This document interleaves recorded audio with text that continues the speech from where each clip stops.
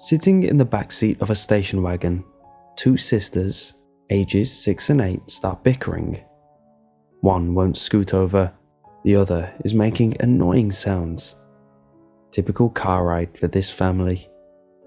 The parents up front try ignoring the children, but soon enough it gets to be too intolerable. "Girls, be quiet and look out your windows," snapped their mom. The sisters quiet down, giving each other snobby glances before turning to their windows. The silence doesn't last long before they are picking at each other again, putting their foot over the other side of the seat, sticking their tongues out and making faces. The parents are noticeably agitated now. "Hey, you two better stop that right now," their dad said firmly. "If you don't, your mother and I are going to drop you off at the bag lady's house." The two girls stopped what they were doing and glanced at one another before turning to their dad. "Who's the bag lady?" asked the older sister.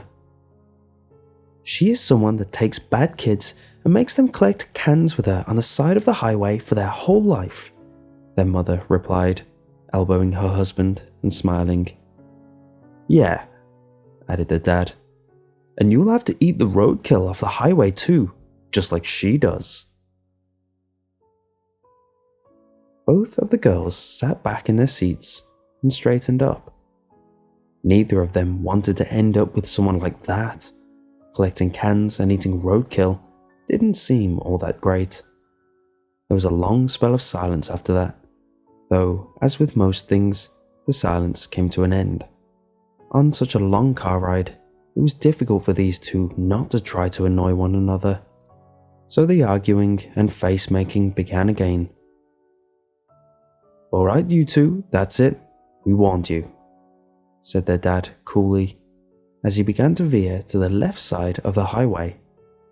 "Now you get to stay with the bag lady because you don't listen." Horrified, both the girls start protesting. They begin apologizing and swearing they won't fight anymore. They'll be quiet, they say again and again, but their pleas fall on deaf ears. The car comes to a stop on the side of the road. "Okay, girls, you better start walking. She lives up there on the top of that hill," their mom states, pointing to a mountainous hill about a quarter-mile away. "Please, don't make us go. We won't make any more noise," cries the youngest. "We promise. We will just look out of our windows and not do anything," says the oldest. Their parents exchange glances and smirk.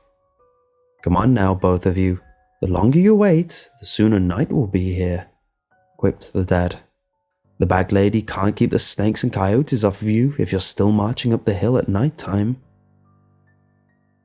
The sisters' faces both drenched in tears, and both in disbelief that their parents were really going to send them to the bag lady's house. Blubbering and crying, they both begin to open their car doors, looking back at the mom and dad for any sign of hope. Finally, their mom speaks up.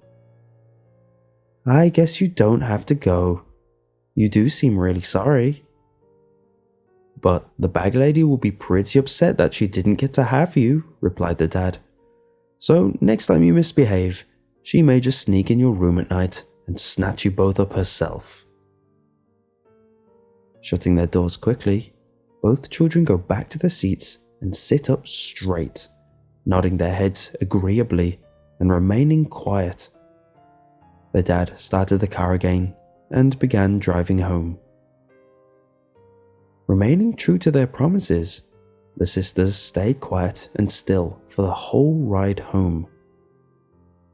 Once night came and it was time for bed, they had already put the memory of the bag lady in the back of their minds. It was nearly impossible for them not to argue when they were alone in their room, whining over which toy was theirs, fighting over what pajamas they were wearing, pinching and mocking each other. When they finally went to their own beds, it was well past 9. Laying in the silence of the room, completely dark, Besides the light coming from under the door, they continued making noises at one another. But that quickly stopped when they both heard a sound outside their window. It sounded like the faint rattling of cans and light tapping on the window pane.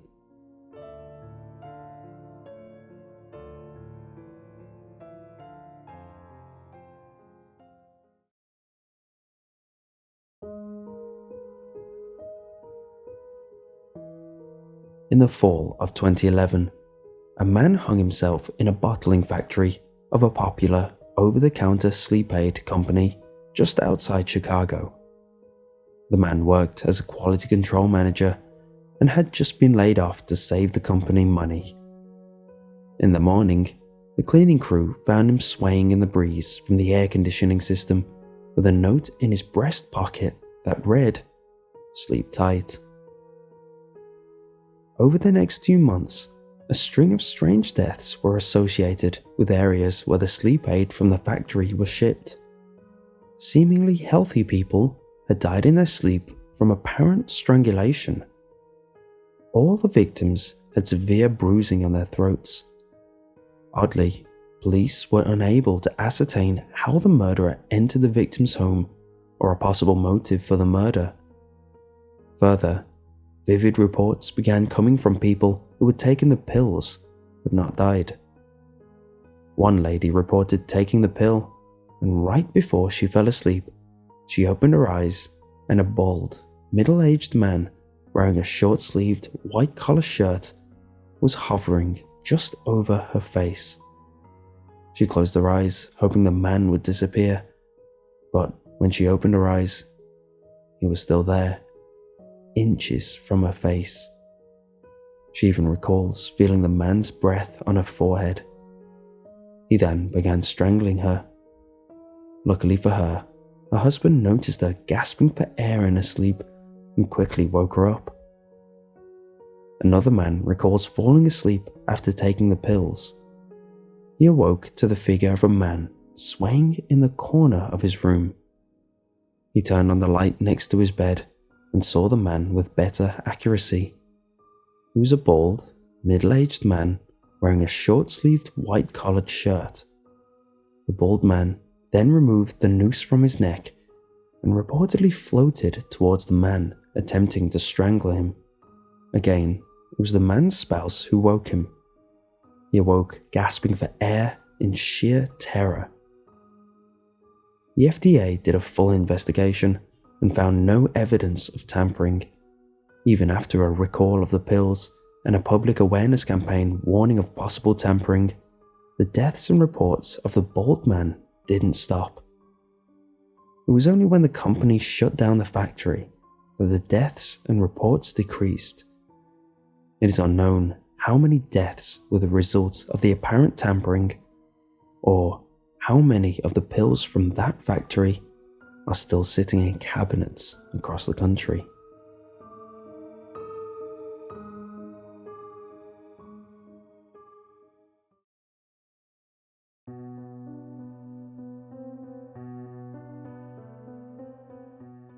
Earlier this week, on a Sunday night, I had a dream in which I knew I was asleep. I was stood outside of my house in torrential rain at night and thought I needed to get inside in order to wake up. I approached the front door and placed my knuckles onto the door window, ready to knock. I knew that my next action would bring me one step closer to consciousness. The moment I knocked on the door, the thudding sound of the knock was so loud, so frightening and so real that it woke me from my sleep. Bang, bang, bang. I jumped up immediately and listened for a further knock at the door. I was roasting hot, sweating profusely, and my heart was beating so hard. I don't think I would have been able to tell the difference between a knock at the door and my thudding heartbeat. After I came to my senses and realized that the possibility of the door knocking at the exact moment of dreaming it is incredibly low, I fell back asleep. Monday, the very following night, I had the same dream. Right back outside of the front of the house, in the pouring rain again, intensely staring at the house. I slowly walked to the front door. This time, it was open. I walked in and went straight into the kitchen. I opened the cutlery drawer and pulled out the largest meat knife I have. I looked into my reflection through the blade of the knife. If you stare directly into the reflection of your eyes for long enough, eventually it will hit you that someone is looking at you. You know it's your reflection, but just for a second, you forget and become self-conscious, as if it's somebody else behind your reflection's eyes. It didn't take a second of looking at my reflection through the blade to realize that somebody else was looking back. The moment I realized it was somebody else wearing my grinning reflection, I slammed the cutlery drawer shut. Bang! Again, I shot up out of bed. The sound of the metal clanging in the drawer as it abruptly closed was so defined and so crystal clear. It couldn't have been a dream. Really spooked this time, I went downstairs into the kitchen. I was half asleep and had to check. I opened the cutlery drawer. I was relieved to find the knife still in the drawer. I closed it and went back to bed. It took a little while longer this time, but I fell asleep. Tuesday night, my dream started with that grin in the reflection. From the look in his eyes, I could tell that the man in the reflection knew he was looking back at someone confused and scared. I found myself looking into the reflection of the knife, already in my hand, while stood outside of my house in the rain. The front door was open again. I walked into the house, directly up the stairs, and into my bedroom. I looked at the bed and saw someone sleeping in it. It was me. I knew what I was going to do, but I also knew that I couldn't stop myself. Instead, I kept thinking over and over again, "Wake up." My emotions were both in two extremes at once. I was terrified, but at the same time, I was thrilled and excited to kill. Wake up. I shot right out of bed and stood up. I was absolutely drenched in sweat, roasting hot, but relieved to find nobody stood in front of me with a knife. It took a few seconds to realize that I was gripping something tight in my hand.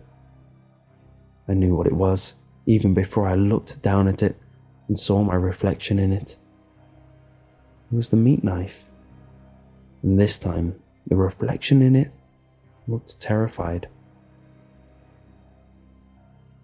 I don't sleep anymore.